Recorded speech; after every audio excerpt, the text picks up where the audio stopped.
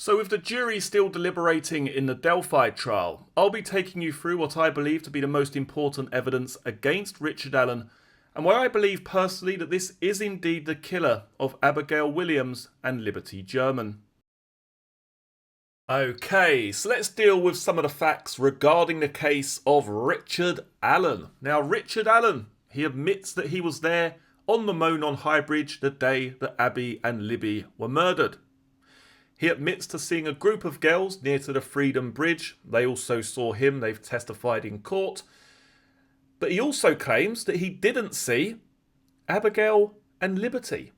So he sees the girls, he heads towards the bridge, but he doesn't see the two girls who were killed. And interestingly, he also doesn't see a male individual wearing a blue jacket and blue jeans. Now, how can that be?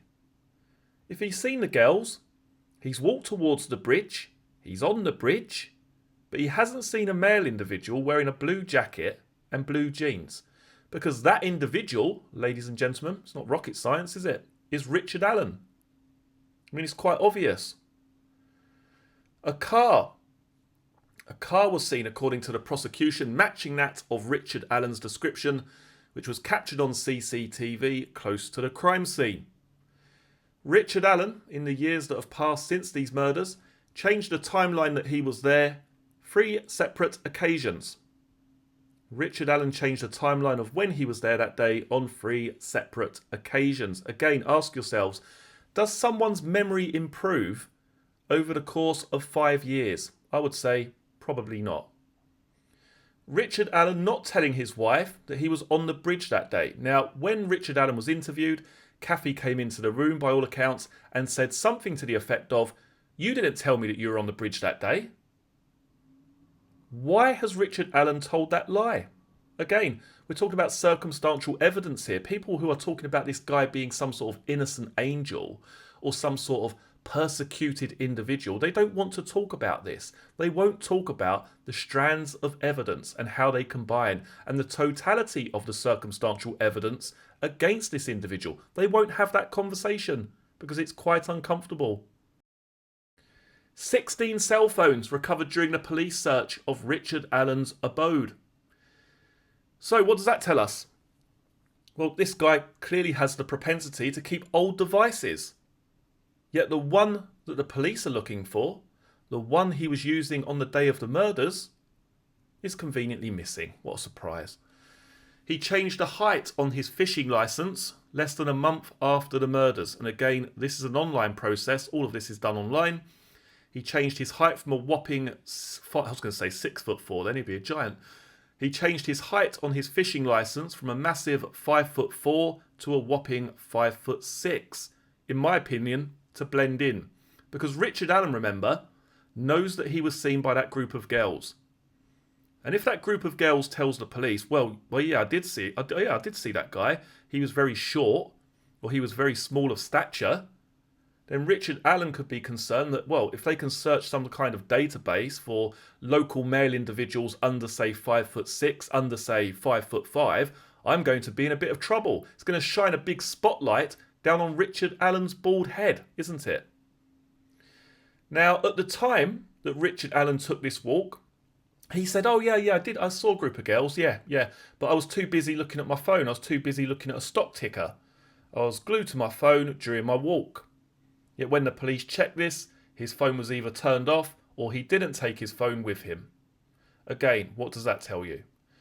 There was a bullet found in Richard Allen's home address in a keepsake box. A similar bullet to that found at the crime scene. Shades of Lucy Letby and the handover sheets. That one piece of physical evidence that you can look at and remember what you've done, in my opinion. Now let's talk about the confessions. Now, so many people have said this guy was off his head. This guy had lost his marbles. He was suffering with psychosis. He'd been, diagnosed by this doctor and that doctor. Let's just cut the crap for a second. The only person who knows the truth about this is Richard Allen. I don't care how many doctors he's seen, how many people have given this diagnosis and that diagnosis. The only person who knows if he's faking it or not is Richard Allen. But what stood out to me about these confessions, And bearing in mind, I'm not in the court, so I haven't heard these, audibly. I've just seen the transcripts. But what stood out to me personally is the fact that this guy is fishing for information. But Kathy, if I did do it, Kathy, if I did do it though, would you still love me? If I did do it though, Mum, if I did do it, would I be alone? How many people that have completely lost their marbles would be thinking about the consequence of what they're about to say next? Well, if I'm honest, what will happen? To me, it's emotionally manipulative. He's an emotional abuser, in my opinion. Now, his wife, Kathy, and his mother, they didn't want to hear it. They were completely tone deaf. Don't say that, Richard. They've done something to your food. You're off your head. You don't know what you're doing. Don't say any more. Don't talk. Don't talk.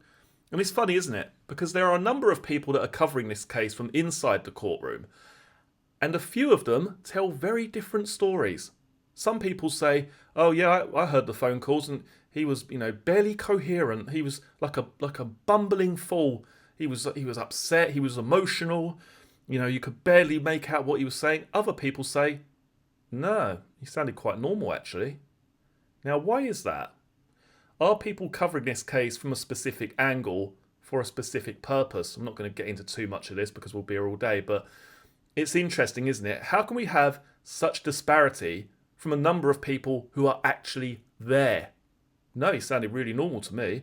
Well, he was all over the place, you could tell that he was on something, a complete disconnect between different people's version of events or different people's recollections of what they heard. To me, everything that you need to know about these confessions is told in what he actually says. Not how he says it, but what he actually says. But Kathy, if I did do it though, would you still love me? He's worried about the consequences. How many people would do that? How many people would do that if they were simply off their head? If they were simply suffering with psychosis or this, that and the other? How many people would be concerned about the consequences of what they're about to say next? Not that many, I don't think. I don't believe. It's all about fishing, isn't it? Fishing for that information. Worst case scenario, if I admit I've done this, what's going to happen? Am I going to be all alone? Are you going to leave me? This, that and the other. It's self-preservation. Now, many people have surmised that Richard Allen approached the police in the first place because this guy wants to get the inside information. This guy wants to be on the inside. He wants to know the ins and outs of the investigation. He wants to be close to what's taking place from the law enforcement perspective. But I don't believe that. I believe this individual simply lost his bollocks, as he did when he was in custody. I don't feel that this individual handles pressure particularly well. Shortly after the murders, approaching the police, yeah, I was there that day, this, that and the other. He did that, in my opinion, because he was worried, because he was anxious. He didn't want the old knock on the door from the police, which is what he was most likely expecting. And he approached the police in order to take back a little bit of control of the situation. If I approach them, it's almost as if I'm taking a positive step towards resolving this in some way. If I'm honest and I tell them that I was there, which is what he did. He went there and he didn't say, well, yeah, I was there between 1 and 2 o'clock. He actually gave them the factual timeline, which he has now conveniently changed. He wanted to be honest. He wanted to tell the truth back then because his nerves couldn't stand it. And I wonder, actually, I believe that this is why we have the confessions, because this individual doesn't handle pressure particularly well. He goes to the police, he tells them, what sort of an idiot commits this crime and then goes to the police and says, yeah, I was there? What sort of person then confesses in custody and then turns up during the trial looking fairly well and says, oh yeah, well, I was drugged up and I'd lost my mind for a temporary period? It's ridiculous. This guy, when you look at all of the circumstantial evidence surrounding this case, in my opinion, again, is most definitely guilty. Now, what most people will agree in this case is that the investigation, and to be perfectly honest, the trial, even the trial itself, was far from perfect. I'm not going to go into all of the ins and outs of the investigation. Most people know just how flawed that investigation actually is. But even the trial, day one, they've got this strand of hair. Did the prosecution not think, Christ, we better get this hair tested before this comes to trial, because the first thing the defence is going to do, bearing in mind the defence's position here is to try and poke holes into this investigation, make us look a little bit silly. The first thing they should have done is test the hair before the trial. I mean, it's quite ludicrous, isn't it? The lack of foresight here is absolutely astounding. But the investigation was flawed. It was an absolute joke. We know that. We know that. But that doesn't necessarily mean that this individual is some kind of angel, some kind of, person who's been railroaded into these confessions. There's too much here. The fact that he admits to being there. The fact that he's dressed remarkably similar to the man walking in front of you. The fact that he claims not to have seen Abby and Libby the day that he went for this walk. He didn't take his phone despite telling the police that he did. He's changed the timeline on 3 separate occasions. A multitude of weapons found in his house. 16 cell phones, yet the one he used on that day was not recovered. And then we have the fact that during one of these confessions, he talks about the van driven by Brad Weber. He was heading home from work. He drove up the private drive and Richard Allen got startled. Now some people, and this is absolutely shades of Lucy Letby. Anybody who believes in this person's innocence, they just grab on to literally anything they possibly can. Because people are even saying here that, well, if Richard Allen was so scared, then why did he stay at the crime scene for so long? Well, surprisingly, some people get startled in one moment, and then over time, that anxiety and fear can quite naturally subside. So just because Richard Allen gets a little bit startled by the van, he may realise 30 seconds later, oh actually, no, he hasn't seen me at all. Right, let's go across the creek, we're not really safe here. Let's go across the creek, let's carry on. He's not scared, is he? Because it tells you the fact that he stayed there for so long, he hasn't stayed in this perpetual state of fear. But yet people who believe in this idea that, well, this is all just a railroading exercise, Richard Allen's innocent, they grab onto anything they can get hold of. Very similar to the case of Lucy Letby. People don't want to look at the bigger picture. They refuse to. They simply refuse to. They won't look at these little pieces of information. Yeah, it's circumstantial evidence. I want to see CCTV. I want to see fingerprints. I want to see this, that and the other.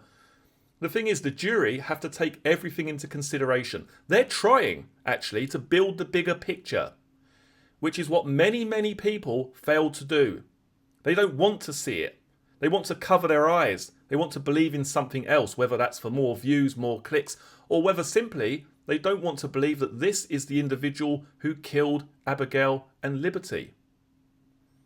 Separate to this, however, one thing I can't get my head around, and that is the fact that Richard Allen is this lone wolf. I just don't believe that this was a chance encounter. I don't. I believe that Richard Allen knew that they were there. They were going to be there that day. I mean, let's just look at Richard Allen's behaviour. As I believe he is the man on the bridge, I might as well just say Richard Allen. There's no point in me, sugarcoating it. Richard Allen's behaviour. He approaches those girls on Freedom Bridge. It appears that, bearing in mind, Richard Allen, according to his confession, he's going there to commit an assault on a female, on some girls. He's got that in his head. Young girls, I'm going to assault them. I'm going to R them, whatever. I have to be careful what I say because of YouTube. He's going there to R them, shall we say. But Richard Allen, according to those girls, doesn't even seem to stop and consider his options. And I find that very, very strange. The fact that he's got there with this idea, he's passed 3 or 4 potential victims, and he doesn't even stop to consider his options. He was walking with a purpose, as one of those girls said. It's almost as if he's worried about being late. He knows that he's got to get to that bridge before the girls get so far across. Hopefully, he can get there first, which is what he did, and waited for Abigail and Liberty to approach. Now, the reason that I believe this, the reason that I just won't buy into this idea that this is just some random meetup, some random encounter, is because we know that Liberty German, during this time period, was being catfished by the Anthony Shots account. Now, what are the bloody chances of Liberty German being catfished by another individual who's now in prison, Keegan Klein, serving many, many years for indecent material? What are the chances of Liberty German being catfished by that individual and also some fully grown man turning up around that same sort of time period with those similar fantasies? I mean, for me personally, it's just a coincidence too far. You've got Liberty German being catfished at the same time that this, as I say, older individual turns up with sinister intentions against young women. For me, Richard Allen knew that Abigail Williams and Liberty German would be there. Again, that's pure speculation on my behalf. But if Liberty German was communicating with the Anthony Shots account, it's not beyond the realms of possibility, is it, that she was also communicating with other individuals? And what we don't have is Richard Allen's cell phone from that time period. And that could have been crucial.